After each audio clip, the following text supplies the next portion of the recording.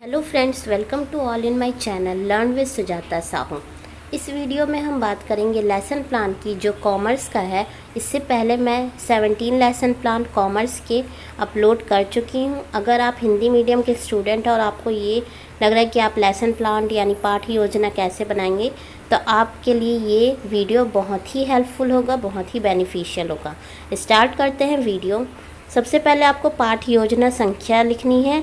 यहाँ पर ये पाठ योजना संख्या 18 है। फिर दिनांक, कक्षा, विषय, चक्र, प्रकरण, अवधि। प्रकरण यानी टॉपिक, यहाँ पर है विनिमय विपत्र। ठीक, उसके बाद आपको हेडिंग लिखनी है सामान्य उद्देश्य। मैं आपको डिक्टेट करके इसलिए बता रही हूँ ताकि आपको लिखने में कोई प्रॉब्लम ना हो। आप इसमें से पॉइंट्स लिख सकते हैं और अपनी फाइल में इंक्लूड कर सकते हैं। फर्स्ट पॉइंट है छात्रों में वाणिज्य विषय के प्रति रुचि जागृत करना। नेक्स्ट है छात्रों को वाणिज्य विषय का ज्ञान कराना। थर्ड पॉइंट है छात्रों में मानसिक शक्तियों का विकास करना। फोर्थ है छात्रों में वाणिज्य सिद्धांतों के नियमों को व्यवहार रूप में लाने की क्षमता उत्पन्न कराना। आपको अगर साइंस का लेसन प्लान चाहिए तो आप साइंस के लेसन प्लान भी इस चैनल पे देख सकते हैं। फिर नेक्स्ट पॉइंट है छात्रों को व्यवहारिक जीवन की समस्याओं को समझने योग्य बनाना। उसके बाद है छात्रों को अधिक से अधिक उपयोगिता प्राप्त करने के योग्य बनाना। इस हेडिंग को लिखने के बाद आपको नेक्स्ट हेडिंग लिखनी है विशिष्ट उद्देश्य, जिसमें आपको 3 कॉलम्स बनाने पड़ेंगे: क्रमांक, स्तर और उद्देश्य का। फर्स्ट पॉइंट आपका होगा ज्ञानात्मक स्तर, जिसमें आप 2 पॉइंट लिखेंगे। पहला है छात्र विनिमय विपत्र को परिभाषित कर सकेंगे। दूसरा है छात्र विनिमय विपत्र के बारे में प्रत्यास्मरण कर सकेंगे। सेकंड पॉइंट है बोध स्तर। बोध स्तर में भी आप 2 पॉइंट लिखेंगे। पहला है छात्र विनिमय विपत्र की विशेषताओं की व्याख्या कर सकेंगे। सेकंड है छात्र विनिमय विपत्र के कार्यों का वर्णन कर सकेंगे। थर्ड पॉइंट होगा अनुप्रयोग स्तर, जिसमें 2 पॉइंट लिखेंगे आप। छात्र विनिमय विपत्र के बारे में जानकर उनकी सेवाओं का प्रयोग कर सकेंगे। दूसरा पॉइंट है छात्र विनिमय विपत्र की विशेषताओं के बारे में पूर्व कथन दे सकेंगे। फिर फोर्थ पॉइंट होगा विश्लेषण स्तर, जिसमें पहला पॉइंट है छात्र विनिमय विपत्र की सेवाओं का विश्लेषण कर सकेंगे। दूसरा है छात्र विनिमय विपत्र के कार्यों के बारे में समान निष्कर्ष निकाल सकेंगे। फिफ्थ पॉइंट है संश्लेषण स्तर, जिसमें आप लिखेंगे फर्स्ट पॉइंट छात्र विनिमय विपत्र की सेवाओं के बारे में तर्क कर सकेंगे। ये पहला पॉइंट है। इसका दूसरा पॉइंट यहाँ पर है, जिसमें लिखा गया है छात्र विनिमय विपत्र के वर्गीकरण का सामान्यीकरण कर सकेंगे। फिर होता है 6th पॉइंट, जो कि है मूल्यांकन स्तर, जिसमें आप लिखेंगे छात्र विनिमय विपत्र की सेवाओं का उचित मूल्यांकन कर सकेंगे। दूसरा है छात्र विनिमय विपत्र के वर्गीकरण का उचित मूल्यांकन कर सकेंगे।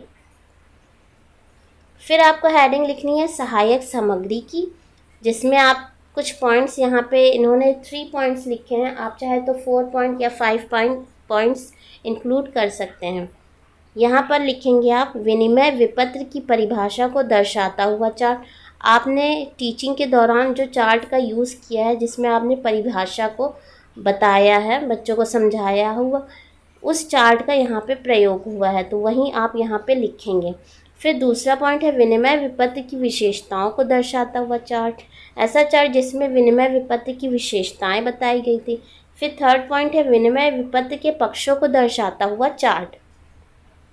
उसके बाद लिखना है आपको पूर्व ज्ञान। पूर्व ज्ञान में आपको लिखना है छात्रों को बाजार की गतिविधियों की भली प्रकार से जानकारी है, यानी बच्चों को कितना पता है उस पर्टिकुलर टॉपिक के बारे में, उसी को हम पूर्व ज्ञान में इंक्लूड करेंगे। फिर आपको हेडिंग लिखनी है प्रस्तावना प्रश्न। प्रस्तावना प्रश्न में आपको 3 हेडिंग और 3 कॉलम्स बनाने हैं। पहला होगा क्रमांक का, दूसरा होगा छात्र अध्यापिका क्रिया। अगर आप छात्र हैं तो आप लिखेंगे छात्र अध्यापक क्रिया, और अगर आप फीमेल स्टूडेंट हैं तो आप लिखेंगी छात्र अध्यापिका क्रिया। फिर है थर्ड कॉलम में छात्र छात्रा अनुक्रिया, जिसे हम स्टूडेंट्स रिस्पॉन्स कहते हैं। उसके बाद पहला प्रश्न है, ये बेसिकली इंट्रोडक्टरी क्वेश्चन है जो जिगजैग फॉर्म में होता है। जैसे पहला अगर आपने प्रश्न पूछा तो उससे जो उत्तर निकलेगा उसी से हमारा दूसरा प्रश्न बनेगा, फिर जो उत्तर प्रश्न 2 से निकलेगा उसी से हमारा प्रश्न 3 बनेगा। तो पहला प्रश्न देखते क्या लिखा गया। यहाँ पे आपको क्वेश्चंस और प्रश्न ऐसे पूछने हैं जो बच्चे आसानी से उसका जवाब दे पाएँ और उसका एक कॉमन आंसर निकल के आए। प्रश्न 1 है, जब हम किसी को कुछ देते हैं और उससे कुछ लेते हैं तो इसे क्या कहते हैं? बच्चे जवाब देंगे, जब हम किसी को कुछ देते हैं और उससे कुछ लेते हैं तो उसे आदान या प्रदान कहते हैं। प्रश्न 2, वाणिज्य की भाषा में आदान प्रदान को क्या कहते हैं? उत्तर, वाणिज्य की भाषा में आदान प्रदान को विनिमय कहते हैं। प्रश्न 3, सामान लेने पर या विनिमय करने पर दुकानदार को हम क्या देते हैं? उत्तर होगा, सामान लेने या विनिमय करने पर दुकानदार को हम पैसे देते हैं। फिर प्रश्न 4 है, यदि उधार सामान लेते हैं तो आप क्या करते हैं? उत्तर है, यदि उधार सामान लेते हैं तो हम उसे लिखित रूप में भुगतान की तिथि देते हैं। उसके बाद प्रश्न 5 है, इस लिखित प्रपत्र को क्या कहते हैं?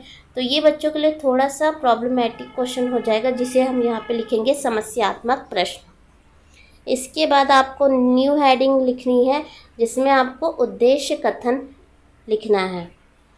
उद्देश्य कथन में आप लिखेंगे, छात्रों आज हम विनिमय विपत्र के बारे में विस्तार पूर्वक अध्ययन करेंगे। यानी आप जो टॉपिक पढ़ाने जा रहे हैं आपको उसे बच्चों को बताना है और उसे यहाँ पे अपनी फाइल में मेंशन करना है। इतना बताने के बाद आप ब्लैक बोर्ड में जो टॉपिक होगा उसे आप वहाँ पे मेंशन करेंगे कि आप कौन सा टॉपिक पढ़ाने जा रहे हैं। फिर उसके बाद है प्रस्तुतिकरण, जिसमें आपको 3 कॉलम बनाने हैं, 4 कॉलम्स बनाने हैं, जिसमें है क्रमांक, शिक्षण बिंदु और छात्राध्यापिका क्रिया और छात्र छात्रा अनुक्रिया। इसमें सबसे पहले आपको विकासात्मक प्रश्न पूछने हैं जो कि संख्या 2 है। जिसकी प्रश्न 1 है, विनिमय से आप क्या समझते हैं? उत्तर देंगे बच्चे, विनिमय वस्तुओं का लेन देन है। प्रश्न 2, विनिमय विपत्र से आशय क्या है? तो इसका अस्पष्ट उत्तर है। अब जो प्यूपिल टीचर होगा, जो छात्र अध्यापिका होंगी, वो बच्चों को बताएंगी विनिमय विपत्र का अर्थ क्या है। जब आप बच्चों को बता रहे होंगे कि विनिमय विपत्र का क्या अर्थ है, उसकी क्या परिभाषा है, उसे आपको अपनी फाइल में यहाँ पे लिखना है और आप उस टाइम पे बच्चों को समझा रही होंगी तो इसलिए यहाँ पे स्पष्टीकरण लिखा जाएगा। यहाँ पर बच्चे ध्यानपूर्वक उसे सुनेंगे तो आप छात्र छात्रा अनुक्रिया में यहाँ लिखेंगे, छात्र ध्यानपूर्वक सुनेंगे। इस कॉलम के नीचे, 4th कॉलम के नीचे, और 3rd कॉलम के नीचे लिखना है आपको, विनिमय विपत्र एक विनिमय साध्य पूर्जा होता है। यह व्यापार में भुगतान करने का महत्वपूर्ण साधन है। माल का विक्रेता शीघ्र भुगतान प्राप्त करना चाहता है। इस प्रकार विक्रेता एवं क्रेता दोनों की इच्छाओं को पूरा करने का एकमात्र साधन विनिमय प्रपत्र ही है। विनिमय विपत्र को बिल ऑफ एक्सचेंज भी कहा जाता है। उसके बाद है आपको ये जो आपने लिखा है इसे आपको लेफ़्ट हैंड साइड में लिखना है और ये जो ये वाला है पेज, इसे आपको राइट हैंड साइड में लिखना है। यहाँ पे आप 3 कॉलम बनाएंगे, शिक्षण प्रविधि विधि और सहायक सामग्री, फिर श्यामपट्ट कार्य। शिक्षण प्रविधि और विधि में आपको ये लिखना है कि अगर आप बच्चों से क्वेश्चन आंसर पूछ रहे हैं तो आप प्रश्नोत्तर विधि लिखेंगे। अगर आपने बच्चों को उस समय कोई चार्ट दिखाया तो आप प्रदर्शन विधि लिखेंगे। अगर आप बच्चों को कुछ समझा रहे हैं या फिर आपने कुछ बताया, बच्चों को एक्सप्लेन किया, तो आप व्याख्या विधि लिखेंगे। सहायक सामग्री में हम जिस चार्ट का यूज़ किए हैं या फिर अगर आपने किसी मॉडल का यूज़ किया, यानी अगर आपने किसी ऑब्जेक्ट का यूज़ किया तो आप उसे सहायक सामग्री में लिखेंगे। अब देखिए यहाँ पे श्यामपट्ट कार्य, श्यामपट्ट कार्य में आपको वो सारी चीज़ें लिखनी होती है जो उस टाइम पे टीचिंग के दौरान आपने ब्लैक बोर्ड में मेंशन किया था या फिर लिखा था। तो इन्होंने ब्लैक बोर्ड में बिल ऑफ एक्सचेंज लिखा होगा, इसलिए इन्होंने श्यामपट्ट कार्य में से यहाँ पे मेंशन किया है। फिर इसे आपको लेफ्ट हैंड साइड लगाना है। इसमें फिर से आप 4 कॉलम बनाएंगे। फिर आप लिखेंगे क्रमांक, शिक्षण बिंदु, छात्र अध्यापिका क्रिया और छात्र छात्रा अनुक्रिया। यहाँ पे भी देखिए विकासात्मक प्रश्न है जो 2 हैं। पहला प्रश्न है विनिमय पत्र क्या है। बच्चे जवाब देंगे एक लिखित आज्ञा पत्र जिसके अनुसार एक निश्चित व्यक्ति को भुगतान किया जाता है। प्रश्न 2 है विनिमय विपत्र की परिभाषा बताइए। तो बच्चे नहीं बता पाएंगे और अस्पष्ट उत्तर होगा, यानी अगर उन्होंने आंसर दिया तो क्या पता उनका आंसर कंप्लीट ना हो। और यहाँ पे इन्होंने इस तरह से आंसर दिया है। आपको ये ध्यान रखना है कि आपकी फ़ाइल बहुत ही नीट एंड क्लीन होनी चाहिए। आप वाइटनर का यूज़ बिल्कुल ना करें और कोशिश करें कि आपकी गलती ना हो, और अगर हो भी रही है तो कम से कम हो। फिर आप यहाँ पे सेकंड पॉइंट लिखेंगे विनिमय विपत्र की परिभाषा, जिसमें आपको स्पष्टीकरण हेडिंग लिखनी है। उसके बाद आप लिखेंगे अगर कोई इम्पॉर्टेंट चीज़ आप बता रहे हैं तो उसे अंडरलाइन कर सकते हैं, जैसे यहाँ पे इन्होंने किया है भारतीय विनिमय साध्य विलय अधिनियम 1881 की धारा 5 के अनुसार, यानी इस अधिनियम के अनुसार और इस धारा के अनुसार विनिमय क्या है। विनिमय विपत्र एक लिखित एवं शर्त रहित आज्ञा पत्र है जिस पर लिखने वाले के हस्ताक्षर होते हैं तथा जिसमें लिखने वाला किसी व्यक्ति अथवा संस्था को यह आज्ञा देता है कि वह निश्चित धनराशि का भुगतान उसे अथवा किसी व्यक्ति को अथवा उसकी आज्ञा अनुसार या विपत्र के वाहक को मांगने पर अथवा एक निश्चित अवधि के समाप्त होने पर कर दे। ये है इसकी डेफिनेशन। फिर आपको ये वाला पेज राइट हैंड साइड लगाना है। शिक्षण प्रविधि / विधि, सहायक सामग्री और श्यामपट्ट कार्य। इन्होंने पहले 2 क्वेश्चन पूछे थे, इसलिए यहाँ पे इन्होंने प्रश्नोत्तर विधि लिखा है। उसके बाद यहाँ पे व्याख्या विधि इसलिए लिखा है क्योंकि उन्होंने व्याख्या की थी। अब यहाँ देखिए विनिमय विपत्र की परिभाषा। इन्होंने परिभाषा बताते वक्त क्लासरूम में चार्ट का यूज़ किया था, इसीलिए इन्होंने चार्ट का मिनिएचर यहाँ पे लगाया है। आपने जिस चार्ट का वहाँ पे प्रयोग किया है और उसमें जो जो चीज़ मेंशन है आपको वही चीज़ इस मिनिएचर में आपको मेंशन करना है। जैसे ये सारी चीज़ें आपको लिखनी पड़ेंगी। आप चाहे तो इसका स्क्रीनशॉट ले सकते हैं। अब इसके बाद हम देखेंगे, फिर आपको left hand side page add करना है जिसमें आपको फिर से 4 कॉलम्स बनाने हैं। पहला होगा क्रमांक, फिर शिक्षण बिंदु, छात्र अध्यापिका क्रिया और छात्र छात्रा अनुक्रिया।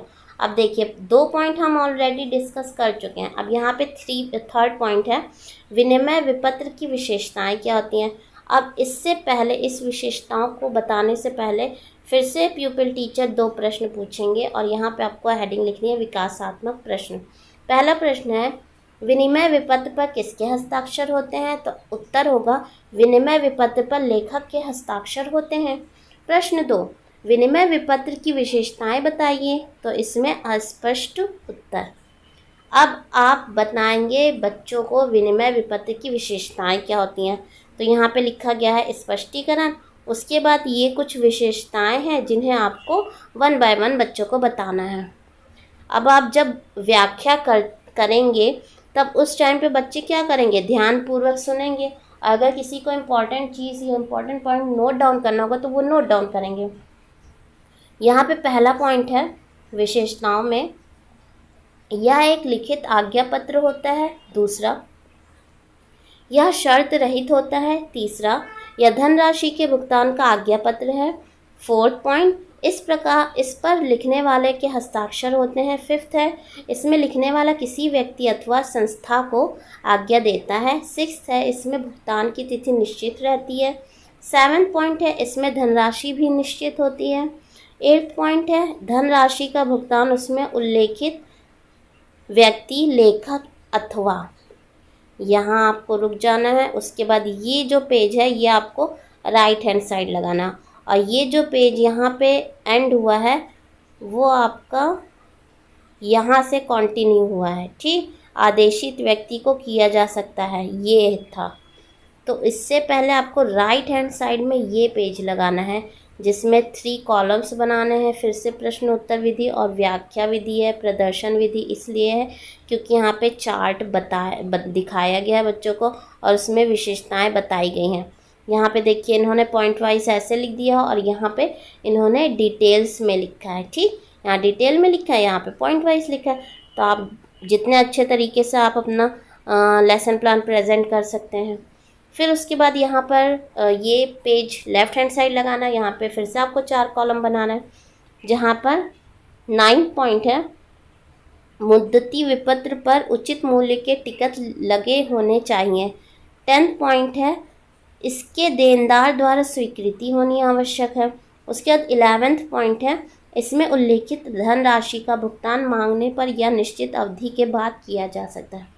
यहाँ पे इन्होंने टोटल 11 पॉइंट लिए हैं। मैं कहना चाहती हूँ अगर आपके पास टाइम कम है या फिर आपका जो टॉपिक है आपको ऐसा लग रहा है कि हाफ एन आवर में वो कंप्लीट नहीं हो पाएगा, तो आप पॉइंट्स को कम ज़्यादा कर सकते हैं। यानी आप यहाँ पे 11 पॉइंट की जगह आप 5 पॉइंट्स ले सकते हैं। फिर आप फिर से बच्चों से विकासात्मक प्रश्न पूछेंगे। प्रश्न 1 है, इसमें भुगतान तिथि कैसी रहती है? बच्चे जवाब देंगे इसमें भुगतान तिथि निश्चित रहती है। प्रश्न 2, विनिमय विपत्र के पक्ष कौन कौन से होते हैं? तो अस्पष्ट उत्तर। फिर जो प्यूपिल टीचर है वो 4th पॉइंट बताएगा, जिसमें लिखा गया है विनिमय विपत्र के पक्ष कौन कौन से होते हैं। तो आप हेडिंग लिखेंगे स्पष्टीकरण, उसके बाद लिखेंगे विनिमय विपत्र के निम्नलिखित 3 पक्ष होते हैं। पहला, लेखक या अर्हता ड्रॉर जिसे कहते हैं। उसके बाद यहाँ पे छात्र छात्रा नौकरियाँ में आप छात्र ध्यानपूर्वक सुनेंगे, ये लिखेंगे। फिर ये पेज राइट हैंड साइड लगेगा। अगर आपने कोई चार्ट लगाया है या फिर दिखाया है या फिर मॉडल दिखाया तो आप यहाँ पे मेंशन करेंगे।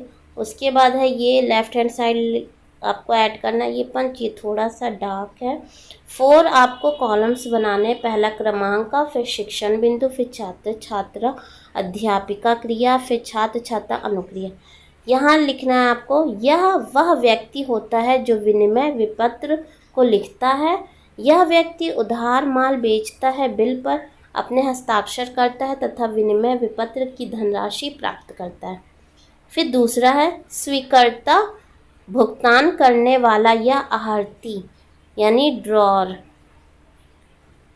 यह वह व्यक्ति होता है जिस पर विनिमय विपत्र लिखा जाता है तथा जो विनिमय विपत्र पर अपनी स्वीकृति देता है। मैं आपसे कहना चाहूँगी कि अगर आपको स्पेलिंग में कोई डाउट हो रहा है तो आप लोग प्लीज़ बुक से नोट डाउन करिएगा और करेक्ट स्पेलिंग लिखिएगा।